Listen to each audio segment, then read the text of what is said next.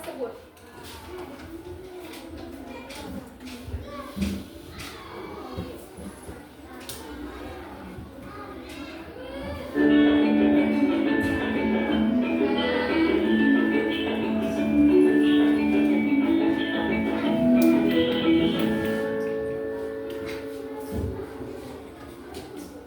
Halo Sobat Belajar, selamat bertemu kembali. Bagaimana kabar kalian hari ini? Semoga kalian selalu sehat dan tetap bersemangat untuk belajar. Nah, dalam video ini kita akan belajar tentang daur hidup hewan. Sobat Belajar, tahukah kamu apa yang dimaksud dengan daur hidup? Secara singkat, daur hidup dapat diartikan sebagai proses perubahan bentuk tubuh yang dialami makhluk hidup sepanjang hidupnya. Pada umumnya, daur hidup hewan diawali dengan tahapan telur hingga dewasa. Tetapi setiap hewan memiliki tahapan daur hidup yang berbeda-beda. Berdasarkan perubahan bentuk tubuhnya, daur hidup hewan dibedakan menjadi dua, yaitu daur hidup dengan metamorfosis dan daur hidup tanpa metamorfosis. Metamorfosis sendiri dibedakan menjadi dua jenis, yaitu metamorfosis sempurna dan metamorfosis tidak sempurna. Metamorfosis merupakan perubahan bentuk hewan secara bertahap setelah kelahiran atau penetasan hingga dewasa. Metamorfosis sempurna. Metamorfosis sempurna adalah bentuk metamorfosis yang melewati 4 tahap, yaitu dimulai dari telur, larva, pupa atau kepompong, sampai menjadi imago atau hewan dewasa. Telur merupakan sesuatu yang dihasilkan oleh induk hewan untuk melanjutkan kelangsungan populasinya. Larva merupakan bentuk muda hewan yang perkembangbiakannya melalui metamorfosis yang dimulai setelah telur menetas. Pupa atau kepompong merupakan tahap berkuasa antara larva dan dewasa. Imago merupakan tahap akhir dari metamorfosis di mana dalam fase ini hewan tersebut telah memiliki alat reproduksi sempurna dan telah siap untuk melakukan proses perkawinan. Contoh hewan yang mengalami metamorfosis sempurna diantaranya adalah kupu-kupu, nyamuk, lalat, lebah, semut, dan katak. Untuk lebih jelasnya, perhatikan proses metamorfosis pada kupu-kupu berikut ini. Proses metamorfosis pada kupu-kupu bisa dibilang cukup panjang dan lama. Namun secara sederhana terdapat 4 tahapan dalam metamorfosis kupu-kupu ini. Metamorfosis kupu-kupu diawali dengan fase telur. Pada umumnya, kupu-kupu meletakkan telurnya di bagian ujung bawah daun. Telur ini mempunyai ukuran yang sangat kecil dan biasanya berwarna putih. Telur kupu-kupu akan menetas dalam waktu 3-5 hari. Fase kedua adalah larva. Larva merupakan fase di mana kupu-kupu masih dalam bentuk ulat. Biasanya manusia tidak suka dengan ulat karena merusak tanaman. Ulat memang membutuhkan banyak makanan untuk proses pertumbuhannya. Fase ketiga adalah pupa atau kepompong. Setelah pertumbuhan ulat maksimal, mereka akan mencari tempat berlindung agar bisa berubah menjadi kepompong. Biasanya kepompong berwarna hijau atau coklat, tujuannya untuk menyamarkan diri dari lingkungan sekitar. Fase terakhir adalah imago atau kupu-kupu dewasa. Setelah kurun waktu antara 7-20 hari, kupu-kupu keluar dari kepompong. Sekarang mereka memiliki sayap dan bentuk tubuh yang indah. Setelah 5-6 hari keluar dari kepompong, kupu-kupu biasanya akan memulai fase reproduksi atau bertelur. Begitulah proses panjang yang harus dilalui seekor kupu-kupu dari mulai telur menjadi ulat yang menjijikan hingga akhirnya berubah menjadi kupu-kupu yang indah. Metamorfosis tidak sempurna. Metamorfosis tidak sempurna adalah metamorfosis yang hanya melewati 3 tahapan, yaitu diawali dari telur menjadi nimfa atau larva, kemudian menjadi hewan dewasa. Hewan yang mengalami metamorfosis tidak sempurna, bentuk hewan muda mirip dengan induknya, namun ada bagian-bagian tubuh yang belum terbentuk, misalnya sayap. Metamorfosis tidak sempurna terjadi pada serangga seperti capung, belalang, kecoa, dan jangkrik. Daur hidup capung. Capung adalah salah satu hewan yang mengalami metamorfosis tidak sempurna. Daur hidup capung hanya terdiri dari 3 fase, yaitu 1. Fase telur. Setelah melakukan perkawinan, capung betina akan mencari tempat khusus untuk meletakkan telurnya, bisa di permukaan daun atau di tempat yang dekat dengan air. Sekali bertelur, capung betina akan menghasilkan sekitar 1000 butir telur. 2. Fase nimfa. Setelah 1-3 minggu, telur capung akan menetas menjadi nimfa. Pada fase ini, ia akan hidup di air dan menggunakan insang internal untuk bernapas. Walaupun begitu, nimfa capung masih bisa bernapas di daratan. Fase nimfa ini merupakan fase terlama dalam perkembangan capung, yaitu kurang lebih 4 tahun. 3. Fase dewasa. Daur hidup capung fase terakhir adalah ketika dia sudah dewasa yang ditandai dengan pergantian kulit terakhir dan tumbuhnya sepasang sayap. Capung dewasa memiliki usia sekitar 4 bulan sebelum akhirnya masuk ke fase perkawinan dan memulai metamorfosis lagi dari awal. Daur hidup tanpa metamorfosis. Banyak hewan yang dalam daur hidupnya tidak mengalami metamorfosis. Contoh hewan tersebut adalah ayam dan kucing. Daur hidup ayam dimulai dari telur. Setelah melalui proses pengeraman, telur akan menetas. Biasanya proses atau masa pengeraman telur ayam akan berlangsung selama 21 hari. Setelah melewati tahap pertama, maka siklus daur hidup ayam akan berlanjut memasuki tahap kedua berupa anak ayam. Anak ayam yang baru menetas memiliki bulu-bulu halus dan bentuk tubuh kecil mungil yang menyerupai induknya. Setelah dewasa, bulu-bulu halus pada anak ayam seluruhnya berganti menjadi bulu dewasa. Ayam betina menjadi seperti induk betina, begitupun dengan ayam jantannya. Daur hidup kucing. Kucing termasuk hewan yang menyusui.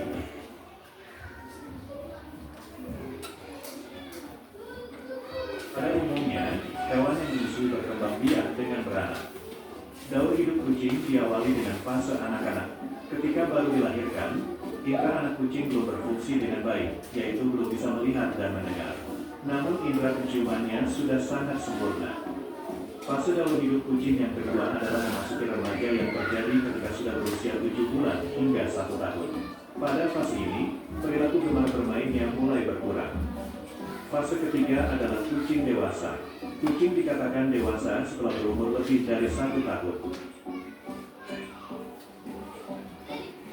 Sobat belajar, demikian tadi uraian materi tentang daur hidup hewan. Silakan komen, like, dan subscribe jika kalian suka.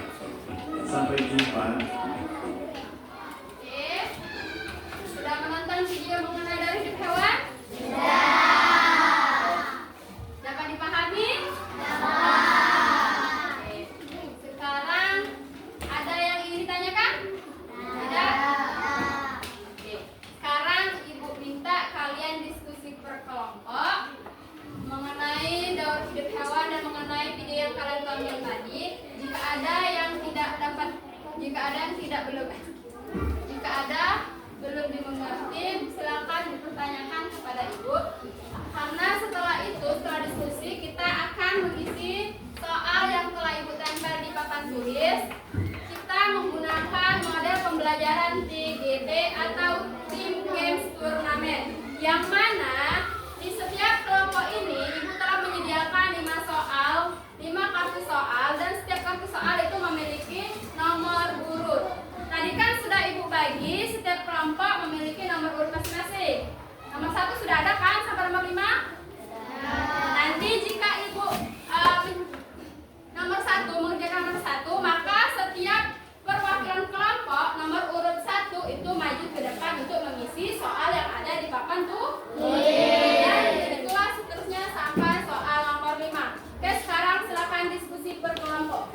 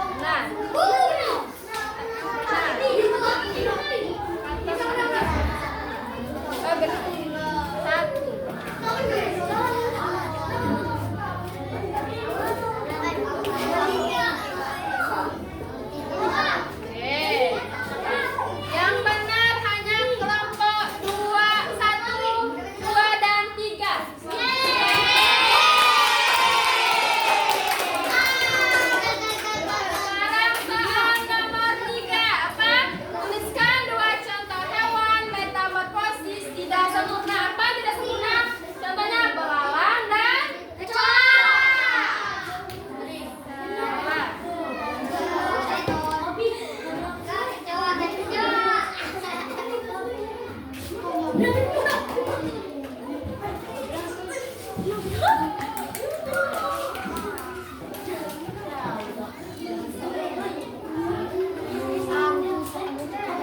benar kelompok 2 dan kelompok 3. Sekarang soal nomor 4.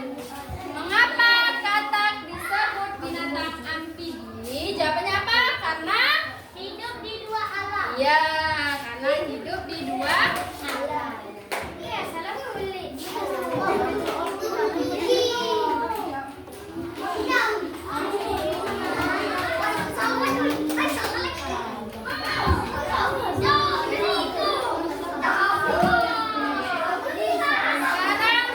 soal nomor 5. Mengapa nyamuk termasuk hewan yang merugikan bagi kita? Kenapa? Karena nyamuk kenapa merugikan bagi kita? Ya, karena menghisap darah kita.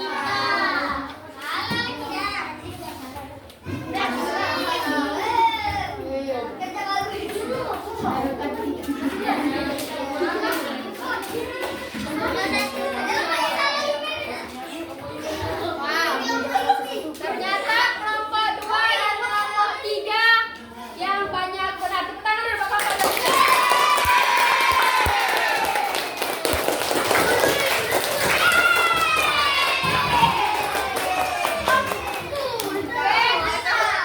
Sekarang kita sudah menyusun soal. Sekarang Ibu akan membagikan LKPD. Mana LKPD ini Ibu akan melihat evaluasi kalian bagaimana tingkat pemahaman kalian.